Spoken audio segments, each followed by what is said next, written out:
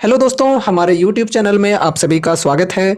तो इस वीडियो में हम मज़गांव डॉक शिपबिल्डर्स स्टॉक को डिस्कस करने वाले हैं।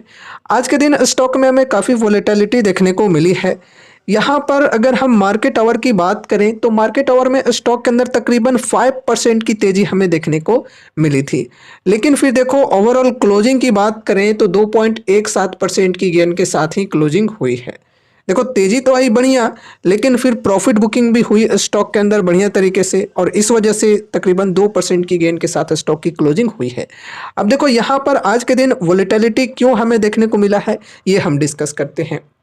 आज है 26 दिसंबर, कल है 27 दिसंबर। तो 27 दिसंबर यहाँ पर स्टॉक स्प्लिट की रिकॉर्ड डेट है।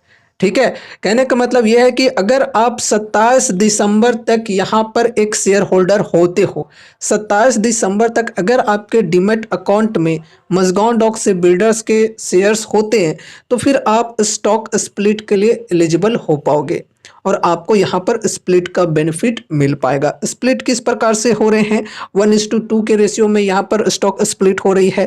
कहने का मतलब सिंपल तौर पे ये है कि अगर आपके पास मज़गांव डॉक शिपबिल्डर्स के 10 शेयर्स हैं, तो यहाँ पर ये जो शेयर्स हैं ये स्प्लिट होकर 20 शेयर्स बन जाएंगे। ठीक है, कहने का मतलब ये है कि एक शेयर को 2 शेयर में तब्दील कर दिया जाएगा, तोड़ दिया जाएगा। ठीक है, तो इसी प्रकार से 100 शेयर्स अगर आपके पास हैं तो स्प्लिट होकर 200 शेयर्स हो जाएंगे। ठीक है, एंड यहाँ पर जो स्टॉक की प्राइस है ये भी स्प्लिट हो जाएगी। 5,000 की प्राइस जो है ये 2,500 की हो जाएगी, और जो भी है प्राइस के अकॉर्डिंग आप लोग खुद से कैलकुलेट कर सकते हो। अब यहाँ पर देखो दोस्तों, स्टॉक स्प्लिट से इन्वेस्टर्स को क्या फ़ायदे होते हैं। देखो यार, वैसी कुछ खास बेनिफिट्स नहीं होते इन्वेस्टर्स को।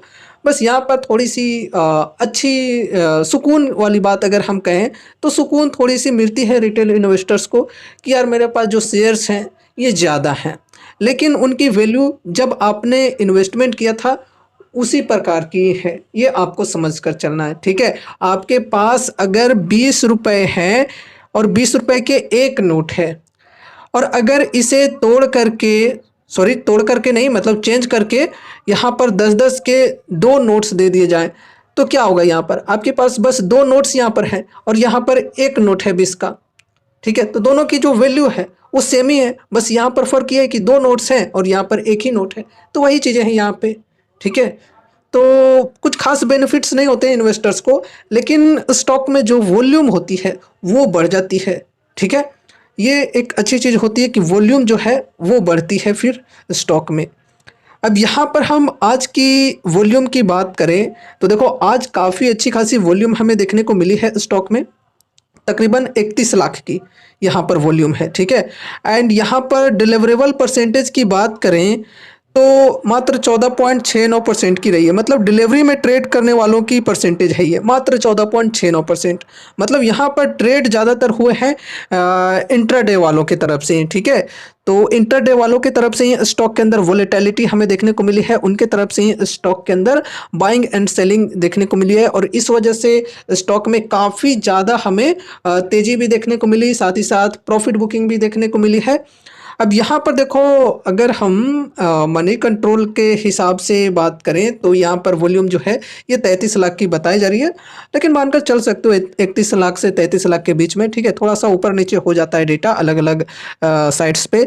अब यहाँ पर अगर हम कल की बात करें तो मात्र देखो 17 लाख की वॉल्यूम थी। यहाँ पर भी देखो डिलीवरेबल परसेंटेज जो है ये काफ़ी कम है। एंड फिर यहाँ पर 1 वीक एवरेज की बात करें तो 24 लाख की वॉल्यूम रही है, 1 मंथ एवरेज 26 लाख की वॉल्यूम रही है। तो सभी टाइम फ्रेम के अंदर अगर आप लोग देखोगे तो आज की जो वॉल्यूम रही है स्टॉक में ये काफ़ी ज़्यादा रही है। अब यहाँ पर प्राइस परफॉर्मेंस को डिस्कस करते हैं तो 1 वीक में स्टॉक के अंदर -6.13% की गिरावट हुई है। 1 मंथ में 11.7% की गेन हुई है। 3 मंथ्स में 11.68% की गेन हुई है। ईयर टू डेट मतलब इस साल की अगर हम बात करें तो इस साल में 107% के अप्रोक्स यहाँ पर गेन मिली है। लास्ट 1 ईयर में 106% एंड लास्ट 3 ईयर्स में देखें तो 1703%। चलो बढ़िया है, पास्ट में रिटर्न्स इन्वेस्टर्स को काफ़ी बेहतरीन तरीके से मिले हैं। अब थोड़ा सा वैल्यूएशन के ऊपर डिस्कशन कर लेते हैं। स्टॉक की जो पी है फिलहाल ये है 37 की, इंडस्ट्री पी 46 की है। तो इंडस्ट्री पी के कंपैरिजन में स्टॉक की जो पी है ये कम है, चलो ठीक है। लेकिन यहाँ पर अगर हम मीडियन पी की बात करें तो देखो 5 ईयर्स की मीडियन पी है यहाँ पे 15.2 की। तो नो डाउट मीडियन पी के कंपैरिजन में देखा जाए तो स्टॉक की जो पी है ये काफ़ी ज़्यादा है, डबल से भी ज़्यादा है। फिर यहाँ पर पीज रेशियो की बात करें तो ये हल्की सी यहाँ पर ज़्यादा है, 1.26 की है। तो ओवरऑल वैल्यूएशन की बात करें तो वैल्यूएशन यहाँ पर इसे हम ना तो बहुत ज़्यादा एक्सपेंसिव कर सकते हैं ना तो बहुत ज़्यादा लो कह सकते हैं, ठीक है, फेयर मानकर चल सकते हैं। अब देखो अगर आप इस प्रकार से सोचकर चलते हो कि जो स्टॉक की पी है ये एकदम 20 तक गिरकर आ जाए तो ऐसे चांसेस काफ़ी कम ही हो सकती है, क्योंकि ये जो कंपनी है फंडामेंटल्स बढ़िया हैं एंड कंपनी की सेल्स एंड प्रॉफिट्स के अंदर भी काफ़ी बेहतरीन तरीके से कंसिस्टेंसी के साथ ग्रोथ देखने को मिल रही है। इनके जो रिजल्ट्स आ रहे हैं ये भी एस्टिमेट्स को बीट करते हुए आ रहे हैं। तो ऐसे में यहाँ पर हम ये नहीं एक्सपेक्ट करके चल सकते हैं फिलहाल कि जो पी है ये 20 तक गिरकर आ जाए, ठीक है। बाकी देखो यार मार्केट है, कुछ भी हो सकता है, लेकिन जिस प्रकार की स्टॉक के भी सिचुएशन है उस हिसाब से ऐसा कर पाना काफ़ी मुश्किल है कि 20 तक वैल्यूएशन गिरकर आ जाए। अभी भी जो वैल्यूएशन है स्टॉक की ठीक ठाक है और इससे बेटर हमें कब वैल्यूएशन मिल रही थी जब स्टॉक के अंदर और भी बेटर डिस्काउंट्स अवेलेबल थे, ठीक है। बेटर डिस्काउंट्स की यहाँ पर अगर हम बात करें तो जब स्टॉक के अंदर 30% से प्लस की डिस्काउंट्स मिली थी ये सपोर्ट के लेवल पर 3842 एंड 4000 के बीच में जब स्टॉक ट्रेड कर रही थी तो यहाँ पर और भी वैल्यूएशन के अकॉर्डिंग देखा जाए तो बढ़िया थी एंड डिस्काउंट्स भी बढ़िया मिल रही थी। अभी तो स्टॉक के अंदर काफ़ी गेन मिल चुकी है शॉर्ट टर्म में इन्वेस्टर्स को। एंड यहाँ पर देखो वैल्यूएशन की हम बात कर रहे हैं तो पीयर्स के साथ में जरूर से कंपेयर कर लेना चाहिए। देखो दोस्तों इनके पीयर्स की बात करें तो कौन कौन सी कंपनीज हैं, Cochin shipyard and garden ship builders, ठीक है। देखो ये सब भी डिफेंस सेक्टर की कंपनियां हैं, लेकिन यहाँ पर पीयर्स के अंदर देखा जाए तो शिप बिल्डिंग के साथ ही कंपेयर करना चाहिए। तो शिप बिल्डिंग कंपनीज में कौन कौन सी कंपनीज हैं, Cochin shipyard and garden ship builders. इनके पी रेशियो देखो 43 की है कोचिन शिपयार्ड की, गार्डन शिप बिल्डर्स की 46 की है। तो इनके कंपेरिजन में देखा जाए तो मजगांव डॉक की जो पी रेशियो है ये 37 की है, तो बढ़िया है, ठीक है। तो पीयर्स के कंपैरिजन में यहाँ पर पी रेशियो की बात करें, वैल्यूएशन की बात करें तो मजगांव डॉक की ज़्यादा बेटर हमें देखने को मिल जाती है, ठीक है। और लॉन्ग टर्म इन्वेस्टमेंट के पर्सपेक्टिव से भी देखा जाए तो कंपनी बढ़िया है। हम काफ़ी टाइम से डिस्कस करते आ रहे हैं कि यार लॉन्ग टर्म का जिनका विजन है उनके लिए कंपनी बढ़िया है और शॉर्ट टर्म के लिए यहाँ पर कुछ भी नहीं कहा जा सकता कि प्राइस कहाँ जाएगा, ठीक है। ये जो कंपनी है इनकी मोनोपोली है इंडिया में काफ़ी बेहतरीन सबमरीन्स की सेगमेंट में और कंपनी की जो फ्यूचर है ये काफ़ी ब्राइट है। सबमरीन्स की जो डिमांड्स हैं इंडिया में ये काफ़ी ज़्यादा है और इकलौती ऐसी कंपनी है जिसकी काफ़ी ज़्यादा मतलब मार्केट में मोनोपोली चल रही है। हालांकि एल&टी भी है इस सेक्टर में, लेकिन मजगांव डॉक शिप बिल्डर्स जो है ये काफ़ी बेहतरीन ढंग से काम कर रहा है इस क्षेत्र में। और जो नेक्स्ट इंडियन नेवी की प्रोजेक्ट है P-75I जिसके तहत कुछ 6 डीजल इलेक्ट्रिक सबमरीन्स की मैन्युफैक्चरिंग होने वाली है, तो हो सके तो वो कॉन्ट्रैक्ट जो है ये मजगांव डॉक शिप बिल्डर्स को मिले। और मजगांव डॉक शिप बिल्डर्स ने एक जर्मन कंपनी थीसन ग्रुप नाम है जिसकी, उसके साथ पार्टनरशिप की हुई है, ठीक है। तो इस पार्टनरशिप के साथ ये जो 6 डीजल इलेक्ट्रिक सबमरीन्स होंगे उनकी मैन्युफैक्चरिंग की जाएगी। अगर ये orders Mazagon dock ship builders को मिलते हैं तो, अगर एल&टी को मिलते हैं तो एल&टी भी एक कंपनी के साथ पार्टनरशिप की हुई है। एल&टी एक स्पेनिश कंपनी के साथ पार्टनरशिप की हुई है जिसका नाम है नवंटिया, ठीक है। तो अगर ये कॉन्ट्रैक्ट जो P-75I की है ये अगर एल&टी जीत जाती है तो फिर एल&टी एंड नवंटिया ये दोनों मिलकर सबमरीन्स की मैन्युफैक्चरिंग करेंगे। लेकिन न्यूज में ऐसी खबरें आ रही हैं कि इस रेस में मजगांव डॉक शिप बिल्डर्स जो है ये आगे है। अब देखते हैं आगे चलकर क्या होती है चीज़ें। तो एक बहुत ही बेहतरीन कंपनी जो है ये मार्केट शेयर पकड़ी हुई है इंडिया के अंदर। साथ ही साथ अगर हम इंडियन डिफेंस इक्विपमेंट्स की या फिर प्रोडक्ट्स की बात करें तो इंटरनेशनल लेवल पर जो हमारे प्रोडक्ट्स होते हैं, जो हमारे इक्विपमेंट्स होते हैं, वो ज़्यादा अफोर्डेबल होते हैं। क्वालिटी वाइज भी बात करें तो बढ़िया होती है। इस वजह से कुछ देशों को इंटरेस्ट भी लग रहा है हमारे प्रोडक्ट्स की और इंटरेस्ट ले रहे हैं, और काफ़ी सारे देशों ने तो ऑर्डर्स भी दिए हुए हैं अलग अलग चीज़ों के लिए। तो ऐसे में हम ये भी एक्सपेक्ट करके चल सकते हैं कि आगे चलकर एक्सपोर्ट ऑर्डर्स भी मिल सकते हैं मज़गांव डॉक शिप बिल्डर्स को सबमरीन्स के सेगमेंट में। अब देखो, सबमरीन्स ही ये कंपनी सिर्फ मैन्युफैक्चर नहीं करती है, और भी जो वॉरशिप्स वगैरह होते हैं वो भी ये कंपनी मैन्युफैक्चर करती है, तो उनके लिए भी आगे चलकर ऑर्डर्स वगैरह मिल सकते हैं। साथ ही साथ इंडिया के अंदर डिफेंस सेक्टर के ऊपर गवर्नमेंट की जो सपोर्ट है ये काफ़ी बेहतरीन तरीके से मिल रही है। इंडिजनाइजेशन के ऊपर काफ़ी ज़्यादा ध्यान दिया जा रहा है, तो ऐसे में लॉन्ग टर्म के लिए कंपनी के अंदर जो ग्रोथ की पॉसिबिलिटीज़ हैं ये काफ़ी ज़्यादा हैं। अब एक चीज़ और आपको ध्यान में रखकर चलना है कि जो 2025 में बजट आने वाली है हमारी, इसमें डिफेंस सेक्टर को किस प्रकार से एलोकेशन दिया जाता है। ठीक है, अगर गवर्नमेंट के तरफ से डिफेंस सेक्टर को लेकर बढ़िया एलोकेशन देखने को मिलता है तो फिर स्टॉक के अंदर और भी बेहतरीन तेजी हम एक्सपेक्ट करके चल सकते हैं।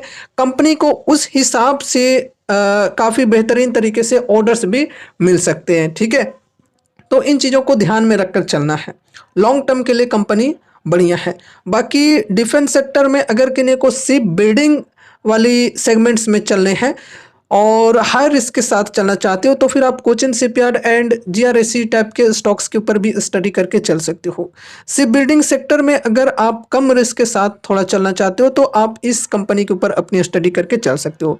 अब देखो, कहने का मतलब ये नहीं है कि यहाँ पर कोई रिस्क है ही नहीं, आंख बंद करके भरोसा करके यहाँ पर इन्वेस्ट कर दो, बिल्कुल नहीं। पूरा का पूरा बाजार ही रिस्की है भाई, तो उस हिसाब से अपना रिस्क को मैनेज करके भी चलना चाहिए। मैनेज कैसे होगा रिस्क?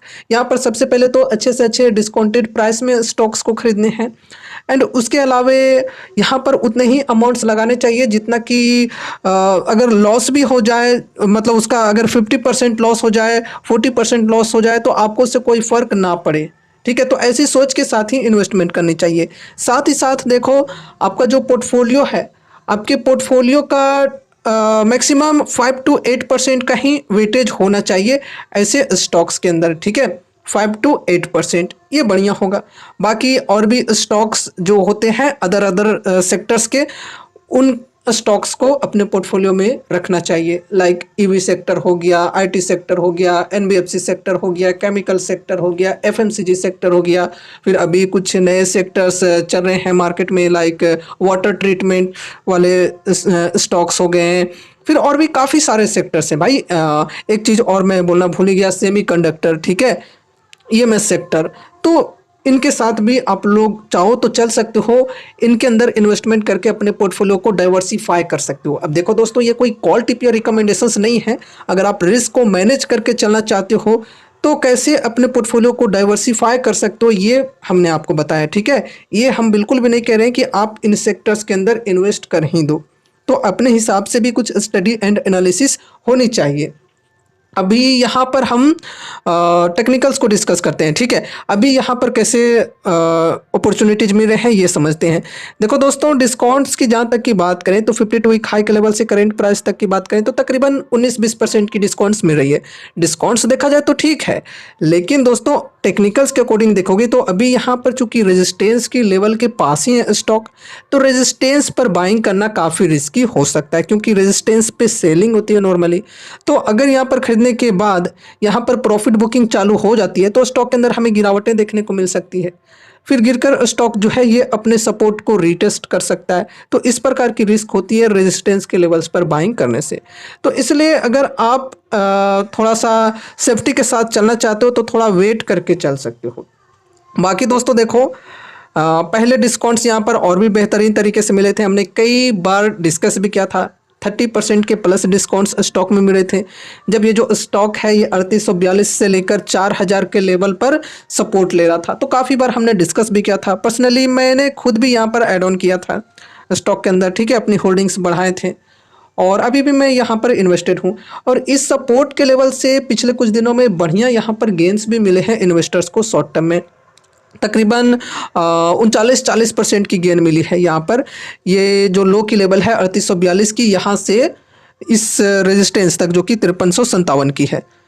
तो यहाँ पर शॉर्ट टर्म में अच्छे गेंस मिले हैं, लेकिन फिर यहाँ से प्रॉफिट बुकिंग भी होनी शुरू हो गई है और इस वजह से स्टॉक जो है ये यहाँ से गिरकर अभी देखो यहाँ पर ट्रेड कर रहा है, तकरीबन 4729 के प्राइस पर है फिलहाल अभी।